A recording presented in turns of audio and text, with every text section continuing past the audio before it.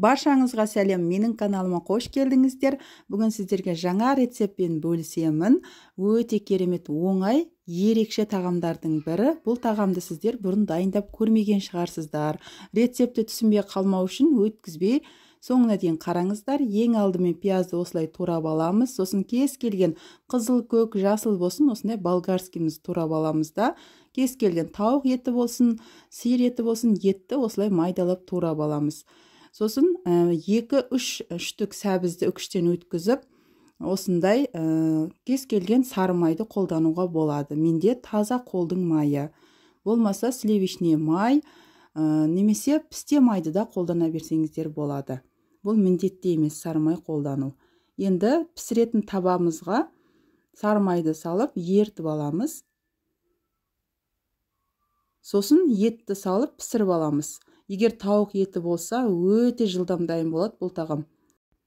Етті жақсылап пісіріп аламыз. Бір суы шығып, сосын суы тартылады.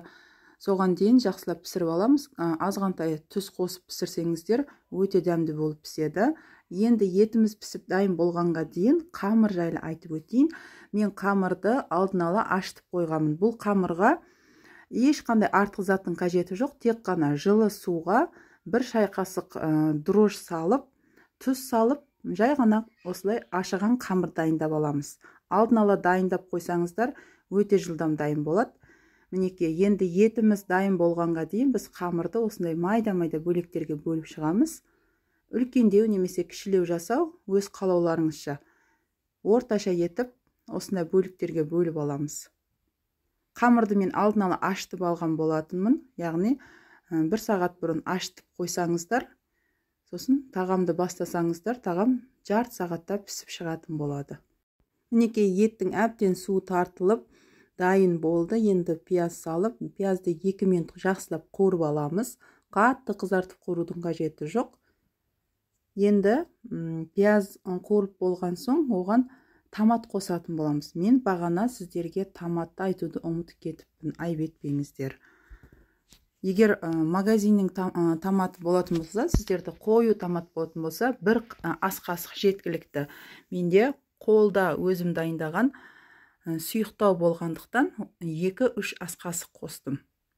Томатты да 1-2 минут жақсылап қуырып алдым, суы тартылғанға дейін. Сіздер өздеріңіз байқайсыздар, күйдіріп алмаңыздар.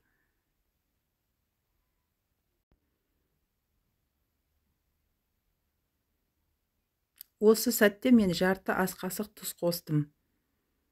Өздеріңіз көз мөлшерімен тұзды қосасыздар. Міне томаттан кейін болгарскийні салып 1-2 минут қуырамыз. Болгарский езіліп қалмау қажет. Өз формасын әдемі ұстап тұруы қажет.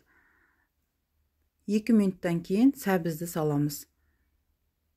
Сәбізді салғаннан кейін де жақсылап араластырып 3-4 минут қуырып аламыз. Яғни сәбіз өзі кішкене шөгіп, қуырылып піскені байқалады.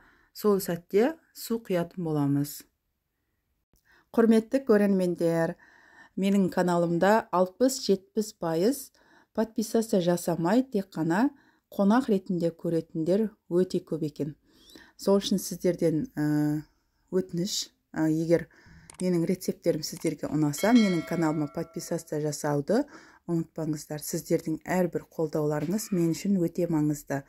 Мен 250-300 грамдай су құйдым.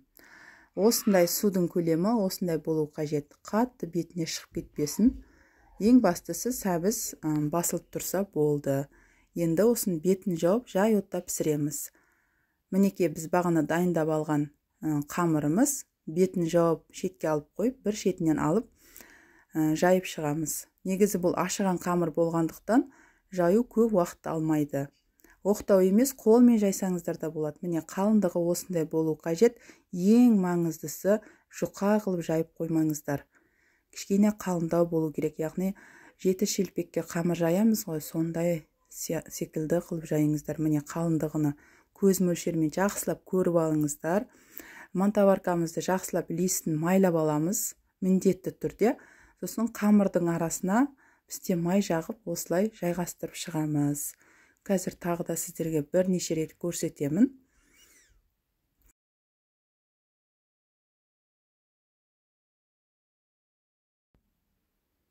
Осылай жайып болған соң пісте май жағамыз.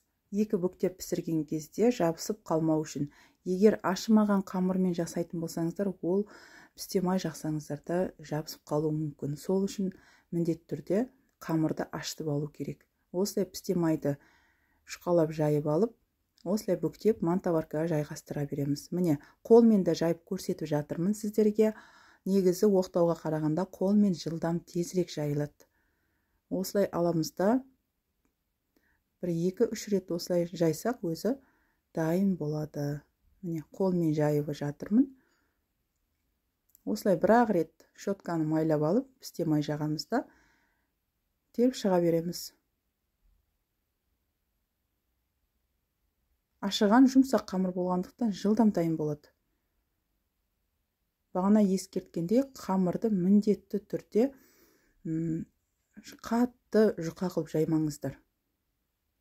Қатты жұқа қылып жайсаңыздар, қазір мен ең соңында көрсетемін, біреуін жұқа қылып жайып пісіріп көрсетемін, қандай болатын. Жұқа қылып жайсаңыздар, қамыр піспей, сондай бір әдемі болмай шығады. Сол үшін қатты жұқа болмау қажет. Ертең қатты жұқа қылып жайсаңыздар, піскен қамырларыңыз ұқсамай шықса, реттеп ұқсамады деп ренжейсіздер. Сол үшін сіздерге қайта-қайта ескертіп жатырмын.